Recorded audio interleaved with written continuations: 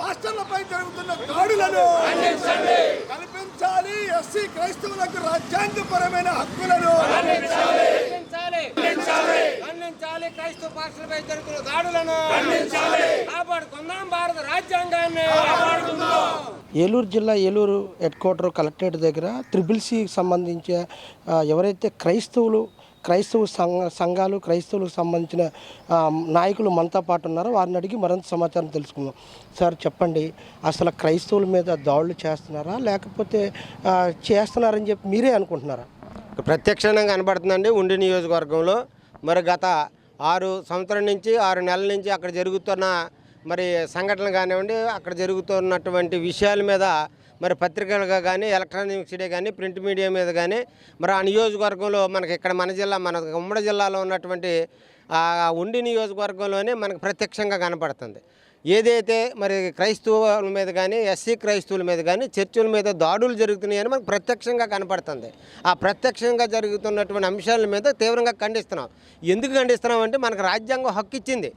ఈ దేశంలో ప్రతి పౌరుడికి భారత రాజ్యాంగ ప్రకారంగా ఆర్టికల్ 21 ప్రకారంగా జీవించే హక్కు ఇచ్చింది.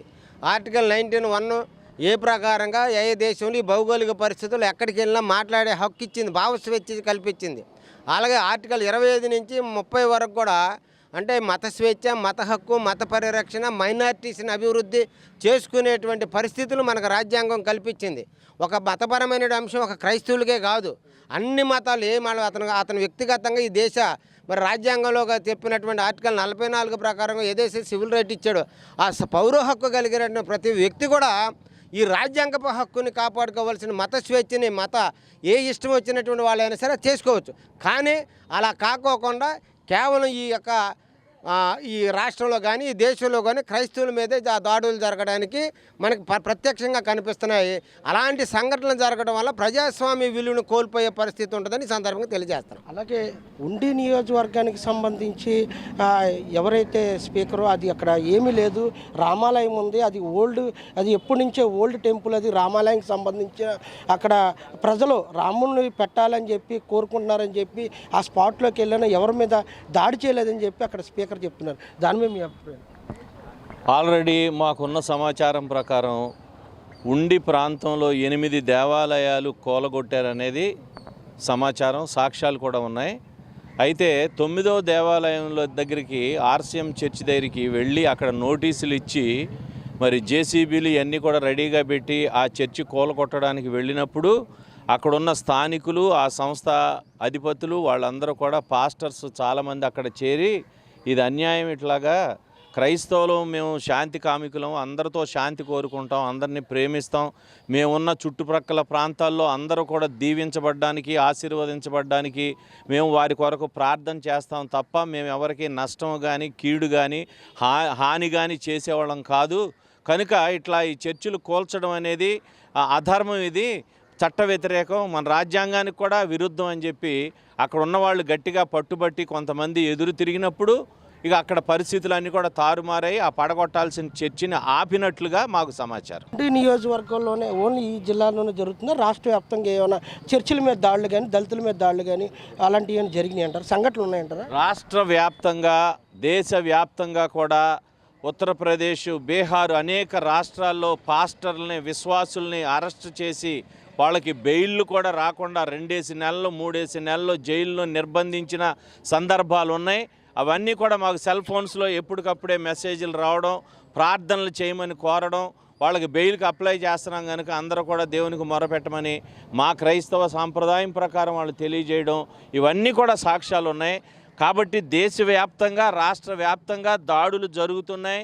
చర్చిలు కూలగొడుతున్నారు, పాస్టర్లని మరి దాడి చేసి వాళ్ళని కొడుతున్నారు, రక్తాలు కారేటట్లుగా కూడా వాళ్ళు హింసించిన సందర్భాలు, సాక్ష్యాలు అనేకమైన మా దగ్గర ప్రత్యక్షంగా ఉన్నాయి. కాబట్టి దేశవ్యాప్తంగా వీటిని అరికట్టాలని ప్రభుత్వం తగు చర్యలు వెంటనే తీసుకోవాలని మేమందరం కూడా ఏకగ్రీవంగా ఇక్కడ చేరి ప్రభుత్వానికి మొరపెడుతూ కలెక్టర్ గారికి మెమరాండం అందించడానికి మేము ఇక్కడికి వచ్చాం. అలాగే ఎస్సీలకి సంబంధించిన ఓన్లీ క్రైస్తవులు ఉన్నారా లేకపోతే వేరే కులాలు కూడా ఈ క్రైస్తవ సంఘాల్లో ఉన్నారంటారు? క్రైస్తవులు కేవలం ఎస్సీ కులానికే కాదు, మిగతా కులాలన్నింటిలో కూడా క్రైస్తవులు ఉన్నారు. కాకపోతే ఒక రెడ్డి క్రైస్తవుడిగా మారితే ఆయనకు ఉండే గౌరవం సమాజంలో అలాగే ఉంటుంది. ఒక కమ్మాయిన ఒక క్రైస్తవుడిగా మారితే సమాజం అలాగే ఉంటుంది. ఇప్పుడు మేము ఒక మాలవాళ్ళము, మాదిగ వాళ్ళమో, రెల్లి వాళ్ళమో క్రైస్తవ మతం తీసుకుని మేము ఇల్లు వెళ్ళి అద్దె అడిగితే ఇల్లు అద్దెకి ఇవ్వట్లేదు. ఎందుకని? మీరు క్రైస్తవులు, అయ్యా మేము క్రైస్తవులుగా అయిపోయాము, మరి మాకు మా గౌరవం ఇవ్వాలి కదా, కుల గౌరవం పెరగాలి కదా అంటే పెరగట్లేదు. నువ్వు హిందూ కులంలో ఉన్న మాలవాడవైనా, క్రైస్తవ మాలవాడవైనా, క్రైస్తవ మాదిగైనా, హిందూ మాదిగైనా ఒకే రకమైనటువంటి సామాజిక వివక్ష అనేటువంటిది సమాజంలో నెలకొనుంది. కేవలం ఇది ఎస్సీ క్రైస్తవుల పట్ల చూపిస్తున్నటువంటి వివక్ష. మిగతా వాళ్ళు క్రైస్తవ మతం తీసుకుంటే వాళ్ళకి గౌరవం పెరగవచ్చు. మిగతా కులం వాళ్ళు ఒక కమ్మాయిని చర్చ పెడితే దాని మీద నిర్బంధం ఉండట్లేదు. అదే ఎస్సీలు, పర్టికులర్గా ఎస్సీలు ఒక కుటుంబ ప్రార్థన కూడా ఇంతకుముందు చేసేవాళ్ళు. పాస్టర్ గౌరవమైనటువంటి ఒక పాస్టర్ గారు ఉన్నారు. వారు వచ్చి కుటుంబ ప్రార్థన చేసి వాళ్ళని ఆశీర్వదిస్తామంటే పక్క వాళ్ళతో రెచ్చగొట్టి ఇది మతోన్మాద శక్తులు వచ్చి కుటుంబ ప్రార్థన చేసుకుంటానికి వీల్లేదని చెప్తున్నారు. కాబట్టి దేశవ్యాప్తంగా ఈ రోజున క్రైస్తవులపై దాడులు జరుగుతున్నాయి.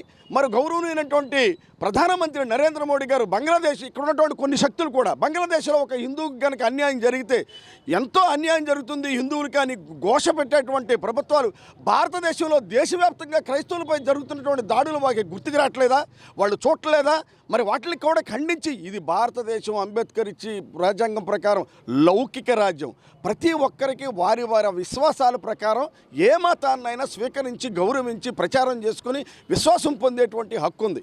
ఆ హక్కుని ఎస్సీ క్రైస్తవులకి ఇమ్మని, ఎస్సీలకు మత స్వేచ్ఛను ఇమ్మని, ఏ మతంలో తీసుకున్న కులం మాత్రం మారట్లేదని, కాబట్టి హిందూ మతంలో ఉన్నటువంటి ఎస్సీలు క్రైస్తవులుగా తీసుకుంటే వాళ్ళకు కూడా భారత రాజ్యాంగం ఇచ్చినటువంటి హక్కులన్నింటిని కూడా వాళ్ళకు కూడా సమానంగా ఇవ్వాలని ఈ రోజున CCC తరఫున డిమాండ్ చేస్తున్నాం. Professor Annedi Paul, Christian coordination council, Andhra Pradesh. అలాగే ఇక్కడ ఏదైతే CCCకి సంబంధించిన పాస్టర్స్ అసోసియేషన్ అవ్వచ్చు, సంఘాలు అవ్వచ్చు, వీళ్ళందరూ కూడా వీళ్ళు ఒకటే కోరుకుంటున్నారు, ప్రభుత్వాన్ని ఒకటే విజ్ఞప్తి చేస్తున్నారు. ఎస్సీలకు సంబంధించి ఏదైతే క్రైస్తవులు ఉన్నారో ఆ క్రైస్తవులకు సంబంధించిన ఏదైతే ప్రభుత్వం అన్ని కులాలకి మతాలకి ఏ రకంగా అయితే ప్రాముఖ్యత ఇస్తుందో ఆ రకంగా మాకు కూడా ఇవ్వాలని చెప్పి కలెక్టరేట్ దగ్గర నిరసన తెలియజేయడానికి ఇక్కడ పాస్టర్ల అసోసియేషన్ తరఫున CCC తరఫున ఇక్కడ ఉన్నారు. ఇది ఇక్కడ ఉన్న సమాచారం.